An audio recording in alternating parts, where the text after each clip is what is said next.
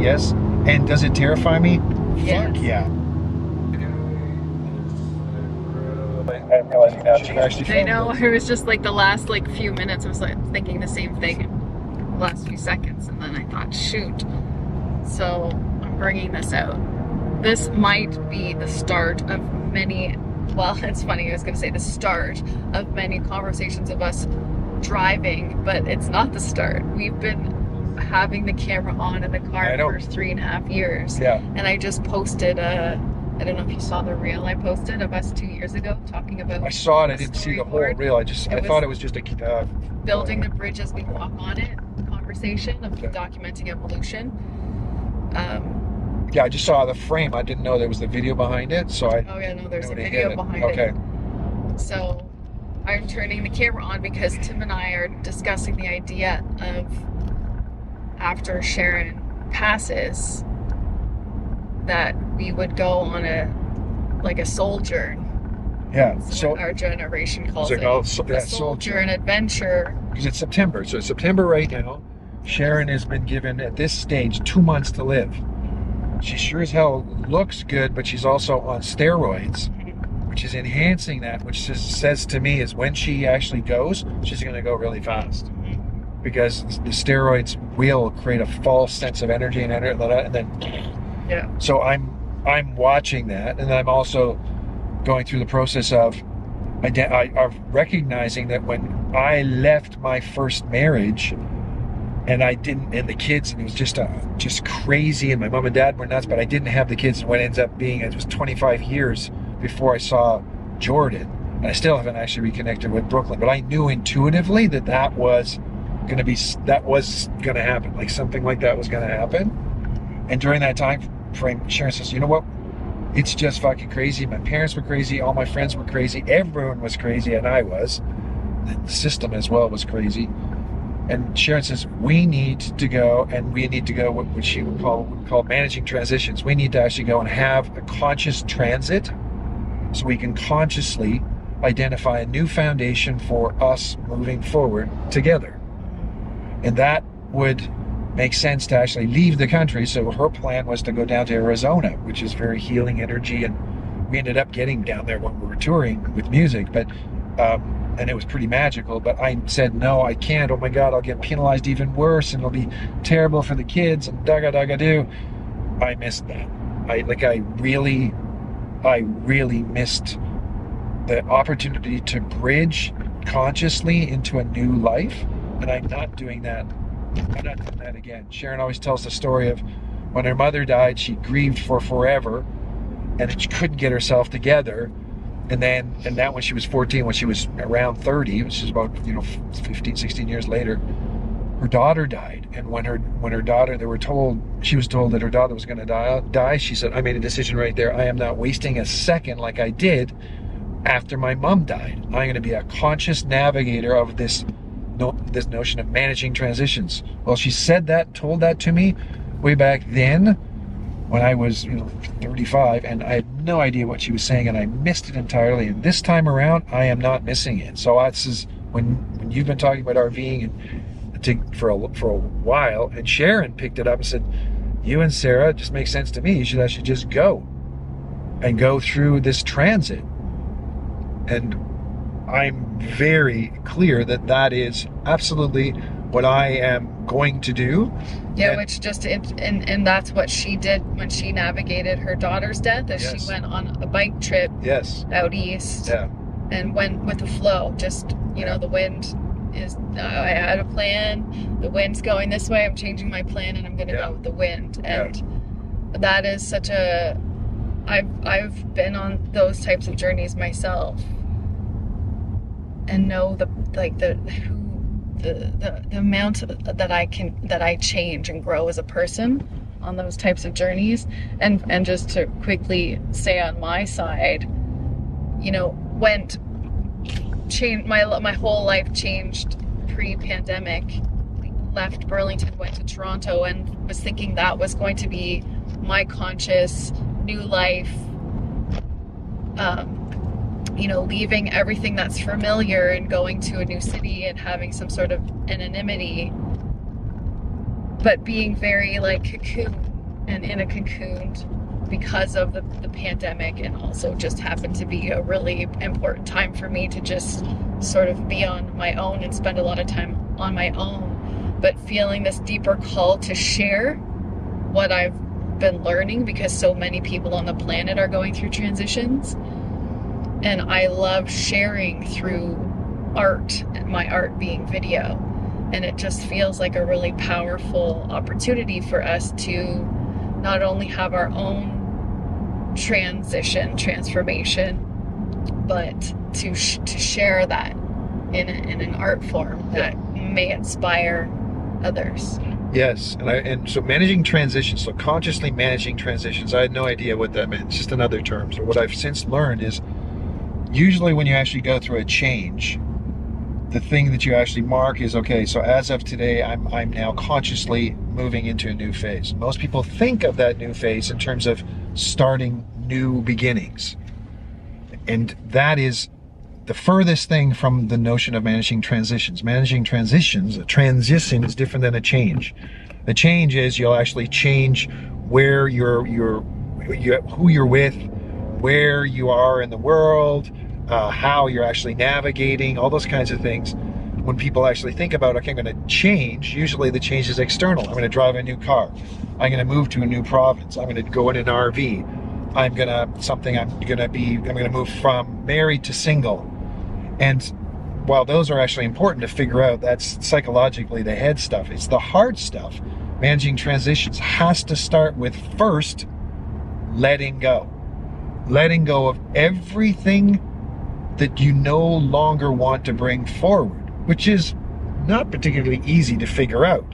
And it does require that we consciously go through grieving and go through the stages of grieving, but not to actually just go and make a mess of crying and all kinds of upsettedness, but more to actually be able to go and recognize that the transitions we actually need to consciously navigate are happening to us all the time, every day now. And so everyone's all about new strategy and new game plan and new metrics and new this. Okay, that's wonderful. That's the change bit. The transition is the involution, the internal work needed to let go of things that I no longer need moving forward. Yeah, and the level that we like to work at is ultimately like letting go of any attachment. There you go. Yeah. And then in that letting go, we are able to establish, like, we'll use air quotes, like a healthy attachment to reality, to a new reality, not just our individual reality, but that the fact that reality, like the world, is changing rapidly. And so who am I? Who are you? Who are we? Who is Flow Network? Yeah. In this new world. And most of the literature that is used within a business context around this is saying, okay, you're going to actually change your mindset. And the thing with managing transitions, it's actually about transiting your heart set, or getting in touch with your heart set, and then deciding what's going to go forward and what's not going to go forward. So this is absolutely totally different way of learning how to navigate consciously. Mm-hmm. And it's all about one's inner world, and most of the stuff that comes up, I know I'm not going to be, I can be somewhat aware of, but the things that are actually going to come up, they're going to cause big emotional challenges for me. I can either go and I can blame the people around me, in this case should be you. Oh my God, you shouldn't listen to this and that. When you do that, that pisses me off. Versus the pissed off of this starts within me. I'm the one who's actually getting thrown off. I'm the one who has to take responsibility, ability to respond to what I'm actually experiencing. That's heart set. That's not mindset. Yeah, and that is what this new world is about. My Olive article comes out October 1st. And it's about more feminine leadership on the rise, and also our consciousness, because our consciousness or more people are expanding into, you know, higher levels of consciousness, it is that the heart, the power of our heart, and non-linear thinking that is not how business was, you know, designed way in your Yeah, it was day. designed by men, So to be patriarchy. like heart first, Yeah. and the balancing of our heart and our mind, and understanding these non-linear realities, to bring a camera along when you're just literally surrendering to the flow of, you know, like we said, we're not sure what it looks like. We can throw some ideas around and then just allow ourselves to be pulled. Is it an RV? Is it an Airbnb? Is it taking a car? Is it, you know, you doing an individual journey? Or is it us We do coming two together? cars or 2 RVs. Like that was one of the things. Okay, well, and this is Sharon was suggesting we go and do it together, because she said, well, okay, so you go off on your own, Tim, and then Sarah goes on her own, so you're driving side by side. Like, that's just so stupid. Like, that one, not just from a resource standpoint, but it's the synergy that you create, that you're talking about, that you're communicating, that you're helping, you know, myself. But this one I'm on the planet to do, is to be able to go and share what it is I've learned about how to access flow and navigating consciously. This notion of transitions is so critical. So a lot of the things that would actually ensure comfort, those are the things that I'm a bit wary of right now. Thinking, oh my God, we're in these closed corners, we're best of buddies, and then when you're thrown into closed corners, and then we're thinking, okay, we got dogs as well. Dogs would have to come with us, or we'd have to figure out something else. But let's say dogs come with us, and like, oh my God, there's dogs howling, there's this, that, there's a little freaking truck or something, and we're sleeping in that situation, and oh well, now your stuff comes up, best of luck. And the tendency in that situation would be run for the hills. I'm not coming, I'm not doing this, I need to be by myself. And how long do you need to be yourself? And you know, we'll find out. Days, weeks, months, years, which is exactly avoidance. Well, and I've been having this feeling for the past few months. Yes, you have. And as I've been sharing, where I do feel a transition within myself, where I have been spending most of my time alone, and I felt that shift. I've been living in Burlington, moved back to Burlington, questioning why I did, but it felt like it was an important for me in my transition of redefining who I am, but still being connected to some roots, some sort of groundedness. Yes, familiarity. More so, rather than roots, probably familiar roots. Yeah, familiar roots, and that feels like that need is shifted. Yeah. And I'm very much an adventurer type of person, and that has been calling more and more. So. And you've been into the RVing, and you said to me the other day, like so you've been looking at vans. I've never even thought about vans. And so you could go off on your own and do RVing by yourself. But for me, that would create a gap relative to this relationship relative to business, what I'm here to do on the planet. That would be difficult to bridge that. I think it would be difficult to bridge that, because all the stuff that would be actually going and coming up may well be the camera that I'm at a distance. Hi, how you doing today?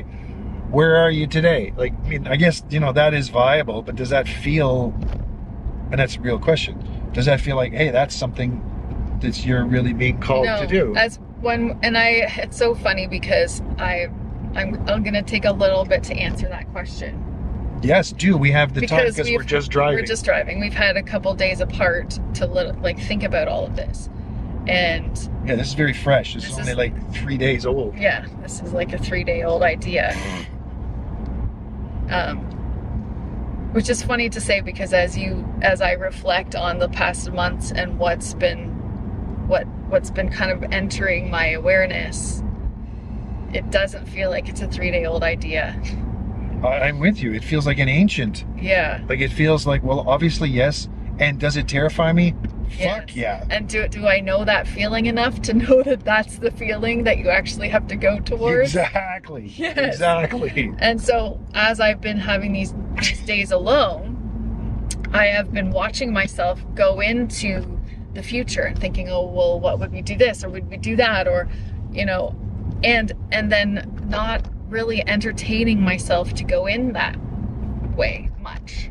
Okay, so the so audience is requiring a little bit of clarification. Right. So what does that mean? This is me being in the present, and have this past years I've been really like disciplined in being present and just honoring that flow emerges in the present moment. And when I'm on my own, the stream of consciousness that comes is different than when we are together. Totally. So what I'm saying is that ideas would come up, and maybe they'd be, you know, thought forms that have attachment to fear. And so not allowing myself to really go down that route and come up with some sort of an agenda based off of some sort of future idea that I'm having on my own isolated aloneness of contemplation. Does that make sense? Well, you have your own box. You created your own box. I'm going to actually go on this box at the point and the pace and the whatever by myself. Yes. And I now am totally in control of when I choose to move this way, and this way, and there's nobody else coming in, despite the idea that we're partners in business. That you got a box over there that's your personal life, and then there's this other box that says it's business life. Right. And we're looking to move those two boxes together. And as much as we've been talking about that, this obviously brings it more closer together since we've met, and it's like a deeper commitment. It's a deeper, but that's the thing about commitment, is it always needs to be deep. It always needs to be 2 feet in. So come in when we're together and we're sharing this consciousness, and this energy rises as we talk. Yeah. And builds, because it's obviously what's flowing through us. And so the past 3 years and working with you has been like the priority of understanding flow and mastering flow and really listening to the subtleties, and that requires to be present and what emerges in the present moment. And this conversation, and as soon as we got in the car, it's like we just, you know, should have had the camera on from the car, and shoot, my battery's gonna die. The battery thing. Right. We gotta go somewhere and buy a new battery. Afterthought to put the camera. We gotta buy a battery. That's one thing we're gonna do today. Okay, we're gonna buy a battery. Can we also get like maybe stop for a tea or something? No, we're gonna have a coffee when we get there. We can have coffee here. We're moving in through Guelph, so we can have a. Is there a Balzac's in Guelph? Yeah, there is a Balzac's right on the line that I'm going on. Yeah. Okay. I don't think it's very pretty Balzac, because I've never been in it. It looks kind of from the outside, but Balzac's inside is good, and I could go for it. Okay, so to be continued. We have more. Will Tim and Sara. That's freaking amazing. Because Sharon's going to be with us. Well, Sharon will be with us always. Always. Will Tim and Sara go on a van life RV? Apparently the RVs, I watched a couple yesterday. RVing, they still call it van life. Good. I thought that probably be the case. Because no one would go in a little van unless you're actually under 25. So, to be continued. I feel like I'm just coming alive. Like that's what it feels like. This is a journey of literally rebooting the whole system. It's another, we've jumped dimensions. That's what it is. Like, it's like, I feel the same thing. I was looking back at old pictures of myself when I was just out of, another pivotal moment of redefining yourself coming out of college. Yeah. And look, like I can't even recognize myself. So I definitely feel that as well. Like there's a rebirth happening, a massive rebirth. So put some context in here. We just went into the pool for about 5 minutes. Just what was it? 46 degrees? Yeah, Celsius. 45. 45 degrees Celsius. Yeah. So yeah, we're just talking about feeling. I can get in touch with an aspect of me that could shiver in coldness. Like, I can feel that, but I also feel this huge, big energy. Yeah, I can feel also a heat in my, heat energy. So, and now I turn the camera on because we are going to, for the next baby step. Yes, a little step forward. Little step forward of just, Tim has never even sat in an RV before. No. Or a van life or whatever. Yeah. So we're just going through the exercise of just looking and sitting in one just to see if we can. So is this something that we could actually do? Something you've been thinking about for a long time. I thought, and then Sharon suggested it. Then we go, and I'm thinking, okay, let's do this. I was like, it's just a fantasy. I just want to live vicariously. But then we just had the conversation of going in the water and training to jump in the river. you know, wherever, if it's cold, river or because whatever. it's life. Like, life is here to be lived. And so this whole like go notion for of it. just a fantasy, it's like, well, you have just this one life. Like, you can, something that I could actually do. So here we go. Having a vehicle is super handy. So we found that, you know, that's a big reason why these are so popular. Any recreational vehicle is considered. Okay, got it. Okay, so a vehicle which is typically a truck.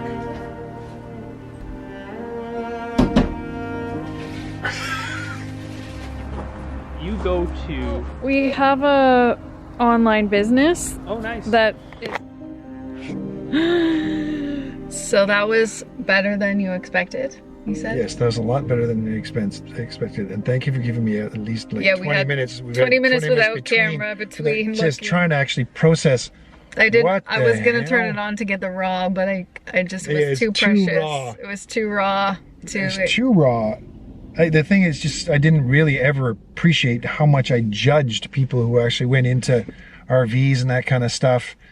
And then I'm looking at it now through the lens of, I love the outdoors.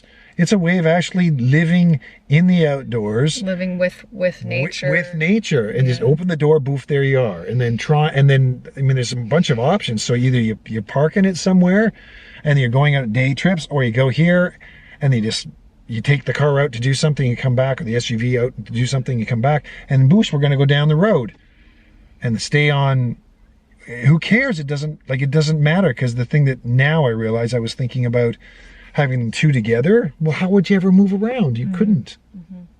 But there, boofing on hitches and boof, go in for coffee, do this, get there, that, and or even just go, leave it wherever you parked it, go and then spend a day and then a night somewhere else in a Airbnb or something. Those are just the practical components. The part that's actually blowing my mind is just, I'm realizing at this point in time, managing transitions being the theme, which I had an opportunity to do 30 years ago and no idea what the hell that was all about. But it starts, rather than with new beginnings, it starts with letting go. Then neutral zone, then eventually once you work through it, then you can actually do a new beginning. And I very much see that where I'm at with where Sharon's health is and everything else, that's going to take some work. And I don't want to have to actually start off with, okay, so now what are you going to do? We're going to start in a new beginning. No, I'm going to go on a journey of letting go, because everyone is going to be going through managing transitions, because this world is changing so fast. If you don't consciously manage the process of letting go, your brain will blow up. Yeah. Just kind of like mine feels like it's just on the edge of blowing up right now. I was making a little voice note earlier this morning about, on my walk at Grindstones, getting in touch with, like, I was kind of freaking out yesterday, just like, oh, what about this? What about that? And you're like, you're the one who's been fantasizing about this. So I was just kind of reflecting on and letting go of, like, okay, what are the fears that are coming up for me? Like, what is all those thought forms that are coming up that are saying this isn't a good idea, or, you know, all the mind stuff, basically.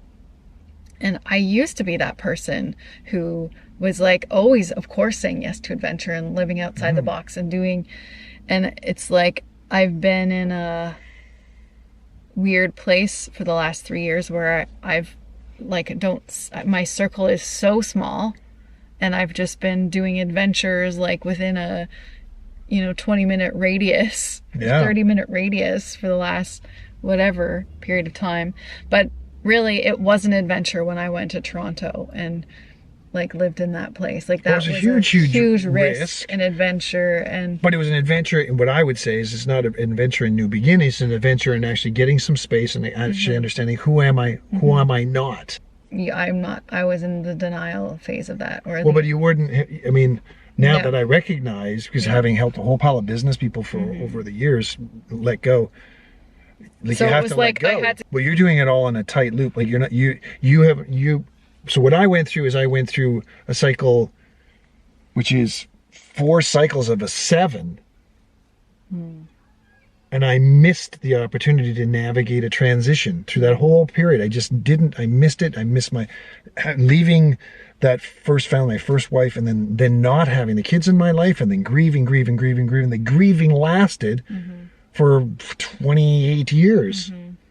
And this time around, Sharon dying, I am not wasting a fucking second. Like, I mean, to the best of my ability, it's going to be terrible and it's going to be scary and everything else. But now I understand the point. And the point is I've got to actually not sit, whatever, you know, lie in bed or bawl my eyes out or just go out in a little ball and not move for, you know, years. Contract.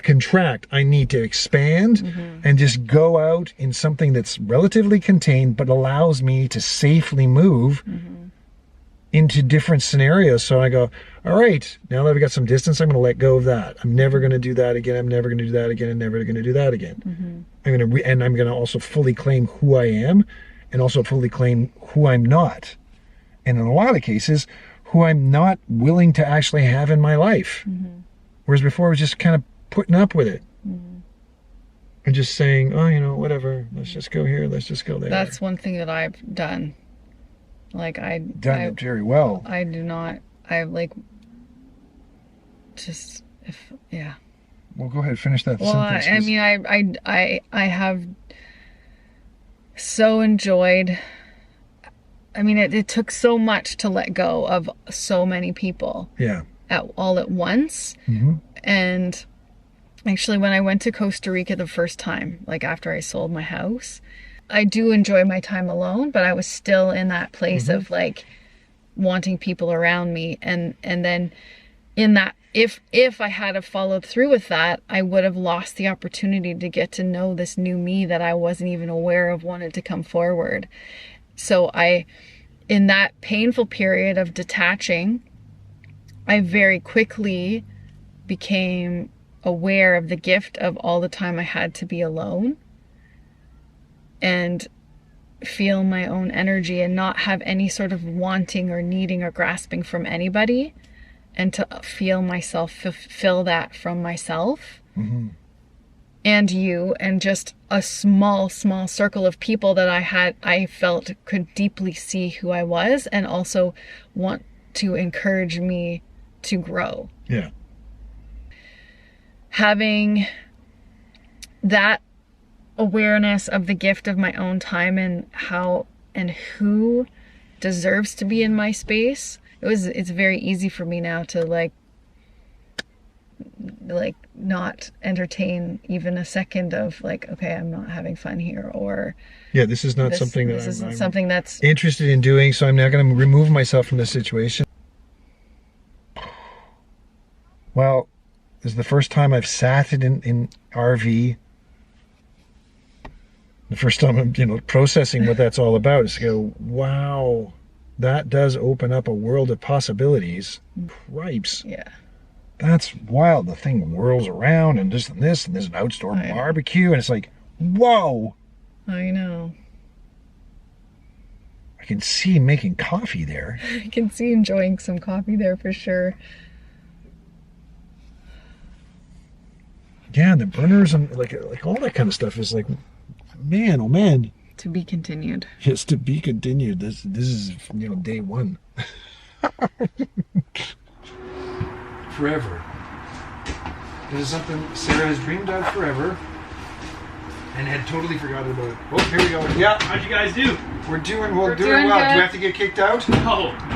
Okay, good. Just checking in on you. Yeah, no, we're good. We're having the back and forth. We're having deep chats. Yeah, we're having deep chats as to the positives and the negatives and the whatever. Yeah, no, we realized that this is like not something we actually had planned on for quite some time, but she's been thinking about it forever, and I didn't just really kind of putting things together that I've actually been thinking about this, well, loosely, but well, you've been thinking it's a fantasy, and it was never going to happen. It was just a nice little thing to dream about. Yeah. I never thought about it, but I never thought my wife would be dying in the next little while, and I'd have to actually reinvent myself. So I'm kind of in more of a magical space of what the hell. Yeah. A lot of moving parts. A lot of moving parts. Exactly. But you've also had I think it's really important to actually capture the fact that you've had this idea, and we were along with Sharon. You're saying, I've had this dream for a really long time. Yeah. You've been Like it's been part of who you are. And then I have also been feeling into, like, since the summer, for some reason, feeling done with Burlington. Yes, you said that. And done with where you're living. And done with where I'm living. Yep. You have said that. I have said that. Oh, here's the other thing. Have you ever actually been in that situation before? Yeah. Can you actually relate to us on camera how that actually went down? Because as I recall, you didn't make the choice to actually read the signs and jump. What happened? I broke my ankle. You broke your ankle? I broke my ankle. I know that. So rather than actually proactively act on your insight of actually proactively moving to Dundas, was what you heard inside, which is right basically we're at the address of Dundas. Yes. What? Just so I'm not putting words in your mouth? I didn't make the jump. Right, but you did make a jump of sorts in the middle of the night. Yeah, my ankle. So maybe you can be a little more articulate. I broke my ankle. I totally broke my ankle. And then what happened as a function of breaking your ankle? I moved in with you guys. Right, because why? Because I wasn't able to do anything. Right. Yes. But what you were actually feeling into previous to that was actually to get closer with us. Yeah. And being more intimate in this journey with you and Sharon as she's getting into. Yeah, it's like fucking crazy. Like, yeah, Sharon has been told that she's palliative, and so at this stage she has a month and a half left. If in fact we were to use the timelines that she was given back in September. Yeah. And we were just at the doctor today, who I was sharing with you. He's a really lovely, fantastic man, but it's very, very clear that he's looking at a Walking Dead person. Yeah. So back to what I thought was actually a really good line of do-over logic. Yeah, I've been thinking of that as well. Would you mind actually speaking about it a little bit? Yeah, speaking of logic of, like, okay, the similar timing, even it's like the same time of year. Yeah. Moving into November and literally getting my ankle, the surgery to get the hardware removed. Yeah. Which 2 years later. 2 years later, which represents a closing of that journey of healing, basically. So even though, because I've been going back and forth with, like, am I thinking being constricted by, or thinking of lack by thinking that I need to, like, get rid of my condo and to do this, or could I just, get my shit together or something and get some work going so that I can pay for my condo and do this. Right, and be independent. Of me. Yes. Which has been a big challenge. Which has been an ongoing challenge. Which possibly, would you actually be able to see that, was that a same challenge way back when you broke your ankle? Yes. Yeah. Is it the same pattern? Yeah, probably.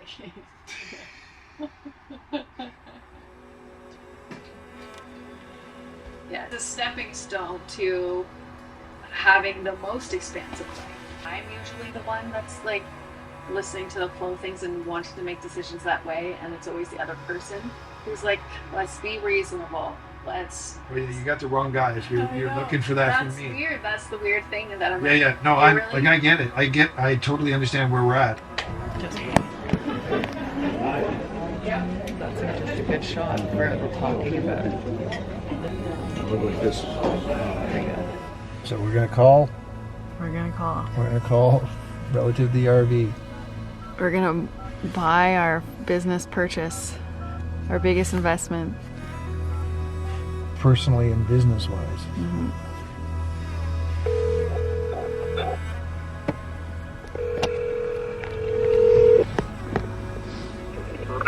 Center, how can I help you?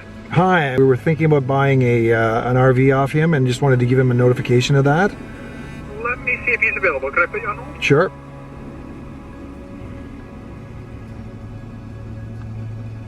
We actually want to come up because we want to buy that Amazing. RV. Yeah. So we wanted to go about just even understanding what was involved with doing that, and whether we should actually come there and just sit there while you're doing whatever paperwork, or call in advance. But we just wanted to let you know that's what we're doing. and then look at whatever the next steps are. Sarah's right here. Do you want to say anything? Sarah, yes? Yes, it is amazing. So Yeah. I'm super excited. I'm super excited for both of you. Yeah. I think what would be best and easiest if I could walk through the whole process with you guys here Okay. in person. Okay, good. Yeah, March. A journey. A whirlwind. A whirlwind journey. You, me, you. All right, so I just purchased an RV with Tim, a cottage on wheels, and I got a lot going through me. I feel terrified in some ways, and also excitement. But this is probably the biggest leap I've ever taken. But because I'm doing it in partnership with somebody else whose wife is palliative. And I, on paper, know that this sounds crazy, and I even, to this degree, I'm like, have I lost it? I feel like it's weird because when you make a big decision, or I'm thinking for myself, like, you would think that when you're making a decision like this, it should just be all pure excitement. But I think that the more conscious navigation is getting in touch with the excitement and then the stuff at the bottom end at the same time. Of the not worthy or not allowed, or like all the opposing thought patterns. And I was using the example of a little example of when I got my sup board, and the first time I took it out, I was literally just thinking, oh, this is stupid, oh, this is a lot of work, this isn't gonna work, what if there's a hole in it, and just like going down that path and having the same thing come up, only like amplified with this purchase. Versus allowing myself to go into the imagination of like traveling across Canada and being immersed in nature and getting to utilize my art, my craft with video storytelling and levering YouTube. And like, that's been a big focus and passion of mine for a lot of years, and having that like dream come more and more into reality, and hearing somebody in astrology recently talk about like we're totally entering new realities, and you know, it might take a couple of months for things to truly land. Very up and down just in the last couple of days, and how quick all of this is. And yeah, just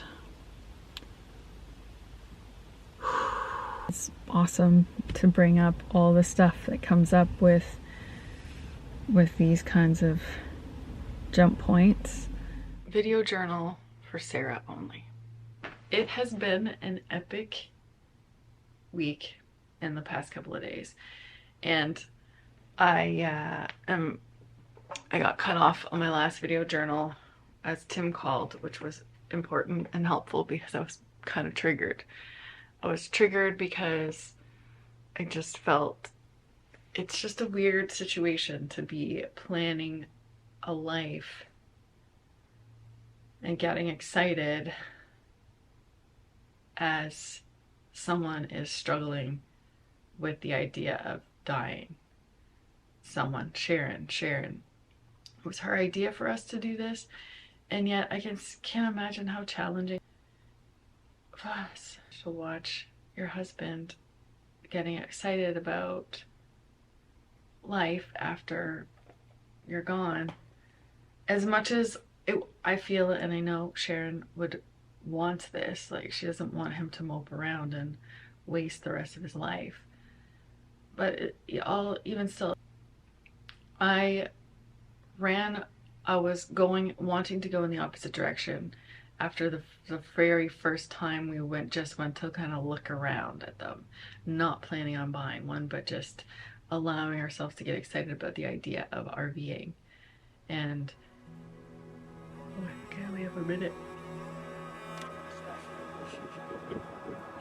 I'm starting to get an understanding of this process. So here we are. What's happening today, Tim? Well, we're here at the last step in the process of purchasing our brand new Northern Spirit Coachman thingy. RV. We're in the last phase of it here. Today's the orientation. And I'm not really sure what to expect, but they're going to show us what the heck it is, and then our lovely, fantastic sales guys can actually take it and tow it up to our place, and then it's going to be sitting there, and I'm going to be looking at it. I don't have a tow truck. Don't really know what that means. Got to find one. You said you wanted a truck, so next week you're going to buy a truck, so this is going to be really quite the exciting month of just...